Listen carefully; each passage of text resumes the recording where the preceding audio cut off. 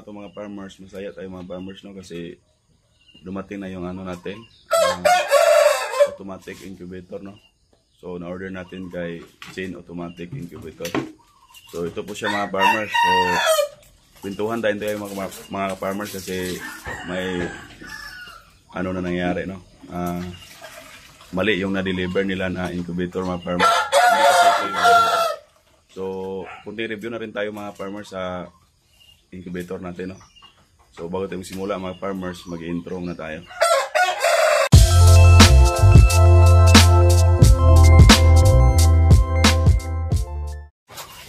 So yun mga farmers, no, nagbabalik tayo.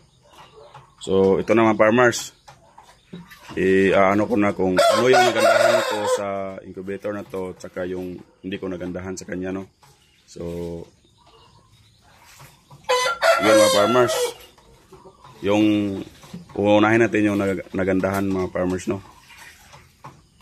O number 1 mga farmers ay yung ano niya, no, yung gawa sa siya plywood, tapos dito may aluminum na frame, maganda to mga farmers, no. Tapos itong kanyang lock dito, pwede siyang lagyan ng kandado mga farmers, no. Maganda yung nilagay nila na materyales. Tapos itong ano mga farmers, no, cord na ano, heavy duty naman to mga farmers. Tapos itong plug. Tapos sa loob mga farmers, yung nagandahan ko dito, yan.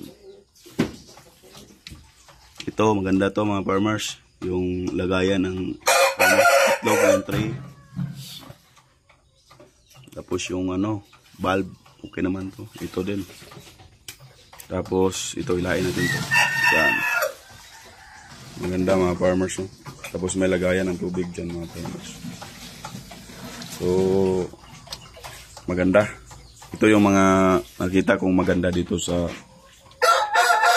incubator na to mga farmers, no? So dako naman tayo sa ano mga farmers, yung hindi ko nagandahan dito sa incubator na to mga farmers. Unang-una mga farmers ay ang pagkalagay nito mga farmers, no. Ang pagkalagay nito mga farmers ay ano, nakalabas siya. So ano siya mga farmers, prone siya sa matapik mo or maano sa ano, matamaan kung ano, kasi nakausli siya mga farmers.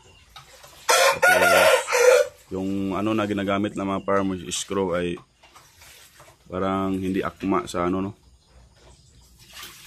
para dito. So tulad nito mga farmers, no? Medyo hindi siya flat. Tapos may mga kunting ano mga farmers yan, no. Siguro normal lang yan sa pag-bend mga farmers, pero nakakaano mga farmers kung tingnan mo, no, mga ganyan. Yan. Tapos yung cord mga farmers, hindi lang ata to abot ng 1 metro mga farmers. Hindi abot ng 1 meter. Tapos yung ano niya mga farmers, no, yung ano matawag nito? Taas, oh. Taas niya, no? Tapos kung maggaganyan mga farmers, di mo makita yung itlog. Yung makita mo lang is yung dilaw. So maganda-ganda sana kung pinahaba konti, no. Tapos para makita yung itlog dito sa ano, sa taas, tapos dito sa baba makita din yung dito, kasi sisilipin mo pa mga farmers, eh. Parang kung titingnan natin, parang nagiging useless yung ano dito. Sa akin lang naman to mga farmers, no. Yan. Tapos yung pagpintura mga farmers, medyo alanganin mga farmers kasi yan, no. Hindi mo na ginagawa ng paper, no. Yan. Tapos dito sa loob mga farmers, balik tayo sa loob. Yan. Yung ano mga farmers, yung wiring, pasilip ko sa yan. Yan, yung wiring na yan. Hindi masyado maganda yung pagka ano, gawa.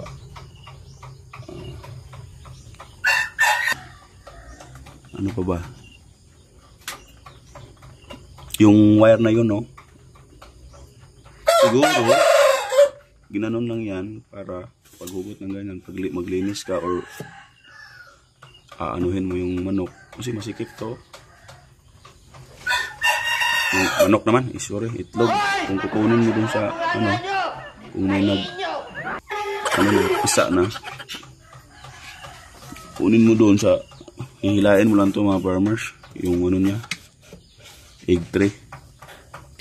Yan, kaya ganun lang yung kuruma ng wire doon. Medyo masilan mga farmers, no? Tapos masikip. So, yun lang naman yata. Nakita ko dito mga farmers, no? Sa akin lang naman yun mga farmers. So far mga farmers, maganda yung incubator mga farmers, no?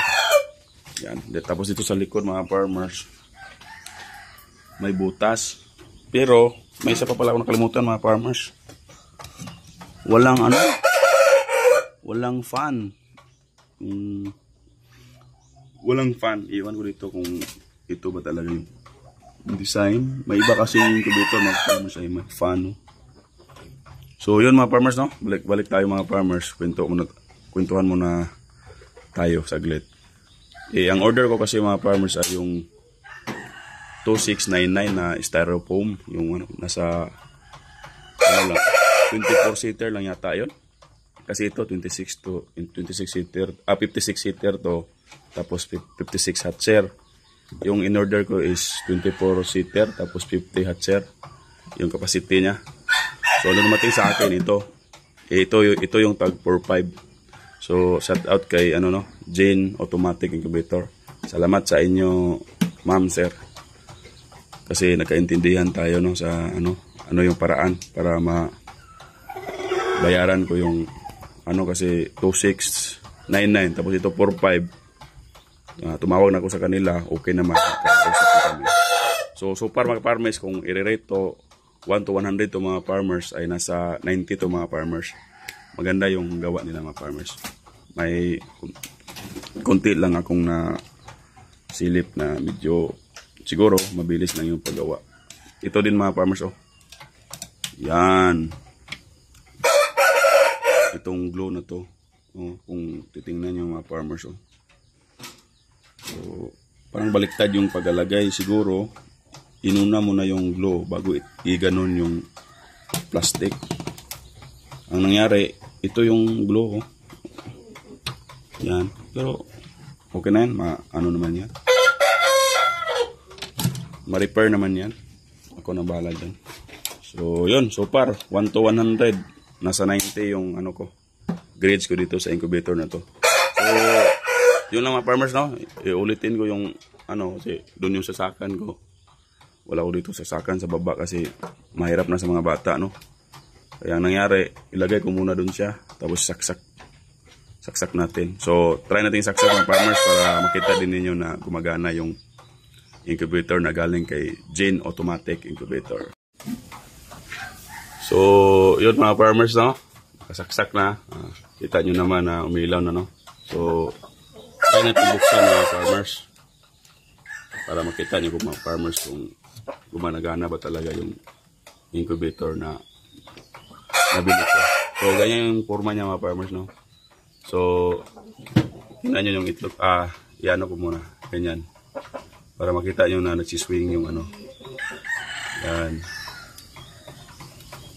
So, yan kaganda mga farmers, no? So, ulitin ko mga farmers, ang grado na ibibigay dito mga farmers ay 90. Okay naman. Tapos may lagayan ng tubig doon sa ilalim mga farmers. Yan. So, okay. Tapos ito yung ano niya. Gumagana din yung thermostat niya, no? Ilaw, motor, okay naman. So, yan. Yan, oh. Kung sisilipin natin mga farmers.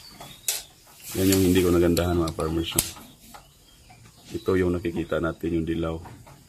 Kasi kung nandito yan sa malaki pa ito mga farmers, makikita mo yung ano, no? Tapos ito din. Medyo masikip pag sinisilip mo. So, yan. Ganda mga farmers, ganda din yung kulay.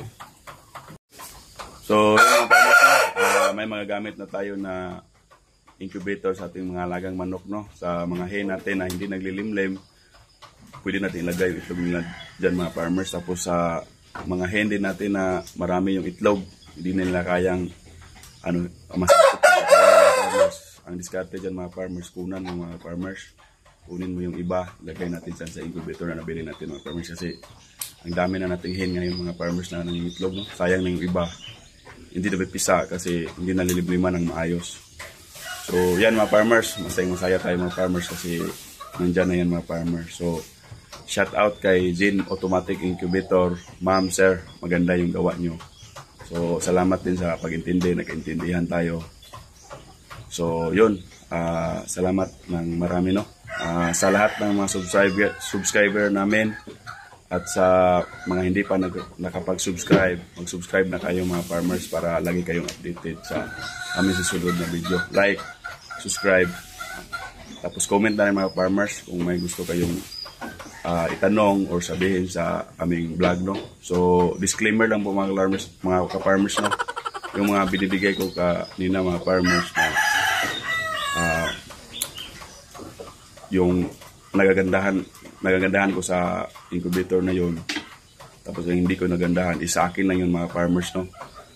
Yun lang nakikita ko mga farmers. So yun, salamat sa laging pagsubaybay, panonood. So yun, salamat.